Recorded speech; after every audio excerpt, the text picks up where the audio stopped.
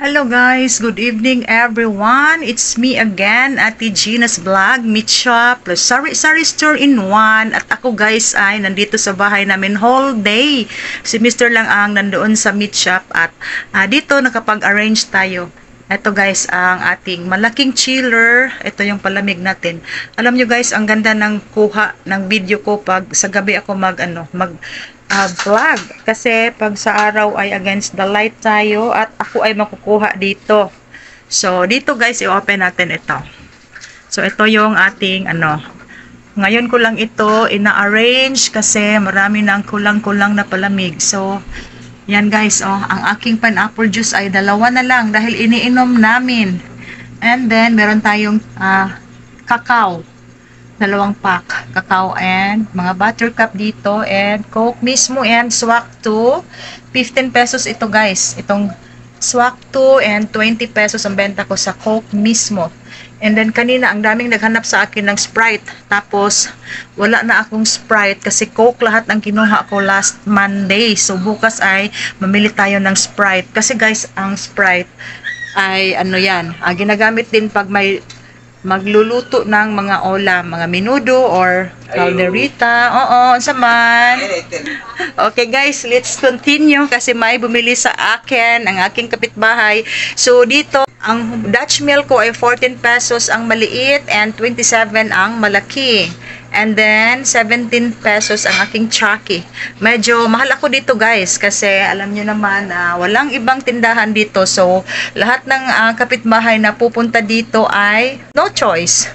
Wala silang dala pag hindi nila bibilhin. Okay, so eto ay mahal na ang sito. 17 pesos na ang benta ko. Tapos, 27 ang calamansi juice.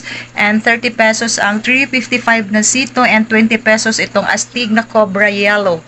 So, dito naman, ang ating malaking Gatorade, 48 pesos ang benta ko and 15 pesos ang ating Nature Spring and 13 pesos ang aking Zesto Orange. Ang dami kong Zesto guys. Meron pa dito. Nakakuha tayo sa grocery ng 15 cases. Tapos, ang aking San Miguel Pale Sen na Grande, 115 and 120 ang aking 1 liter na Red Horse. Tapos, 20 pesos ang mineral water na 1 liter. At ito guys, itong condense ay sa aking anak yan siya. Tapos, ang 1.5 Coke, 75 and 55 na. Ang aking Coke na 1.25. 60 pesos na yan siya kasi nagtaas yan. 300 per case na yan. And then kanina guys, may bumili sa akin, nakalimutan ko. Ang presyo ko ay 55 pa. Okay, yan guys ang ating malaking chiller. At dito lang yan guys sa labas. Tinatabunan ko lang yan ng blanket. Yan. Tapos, ang groceries natin. Kasi whole day ako dito. Sabi ko kay Mr. hindi na lang ako pupunta sa meat shop. And then, ang dami kong yellow. Gumagawa ako ng ice. Ubos na yung mga matitigas. So, meron akong hotdog dyan and kaunting mga chorizo. At eto guys, ang laman nito ay mga ice cream. Hindi masyadong malakas ang ice cream ngayon guys kasi lagi na lang umuulan. Okay, at kami ay mag-close na dahil malapit nang mag 10 PM. Last 10 na ng gabi. Si Mr. ay andyan na sa loob at katatapos lang kumakain galing sa aming meat shop. And ito ang ating mga kulang-kulang dito. Naglista na tayo.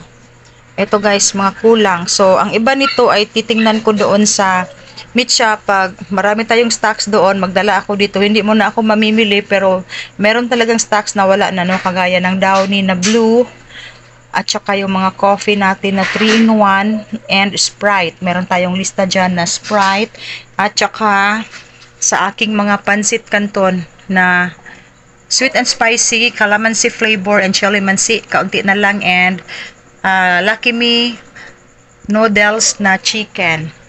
Wala na. Tapos, ang ating soft drinks dito, yan na lang guys. Kaunti na lang. ang aking mga malalaking mineral water. Ayun, my God. Yan. At saka ito guys, oh. Yan na lang, dalawa na lang. Wala tayong seafood na hot and spicy. Tapos, double A na battery. Yan. Puro triple A yan siya. Tapos dito yung ding-dong na red.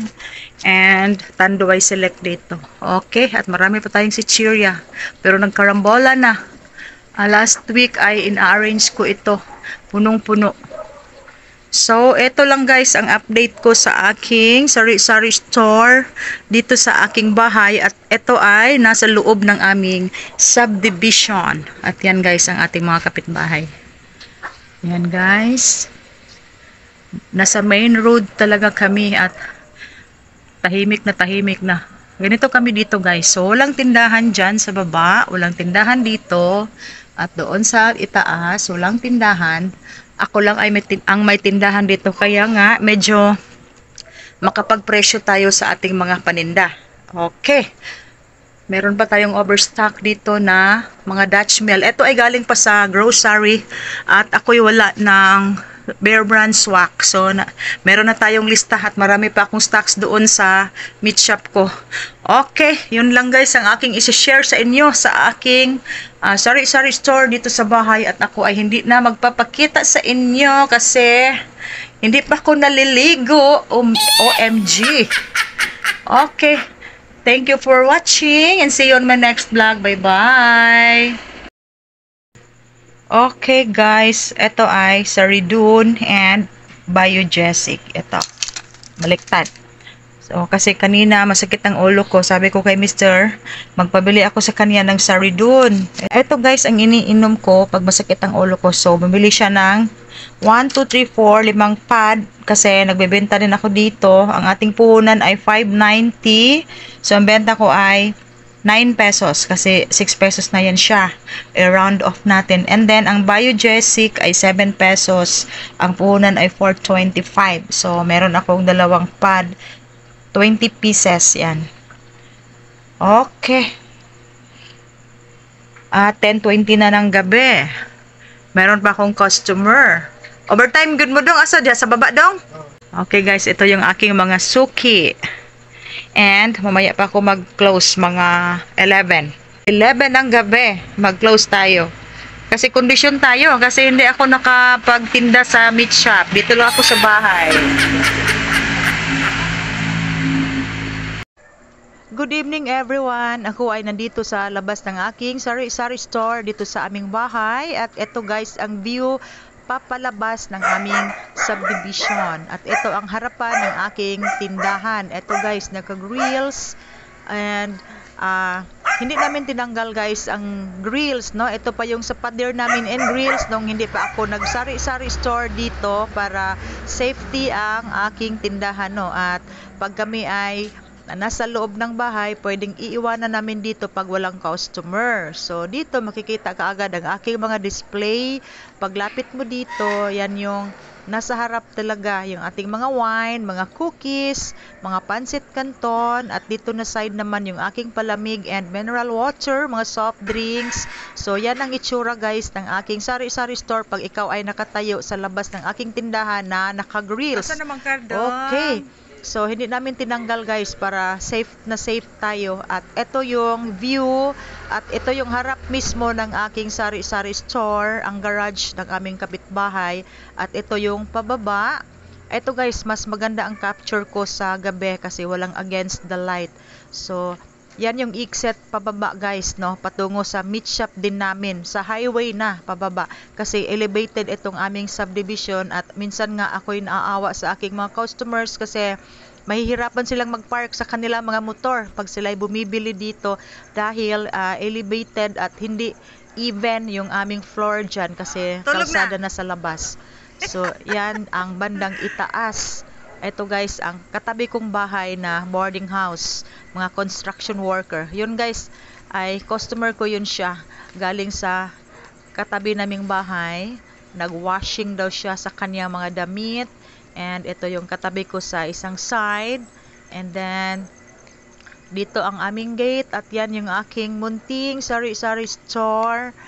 Yan guys, oh, at makikita nyo, wala talaga akong katabing sari-sari store dito, no? Ako lang ang may tindahan dito sa street namin.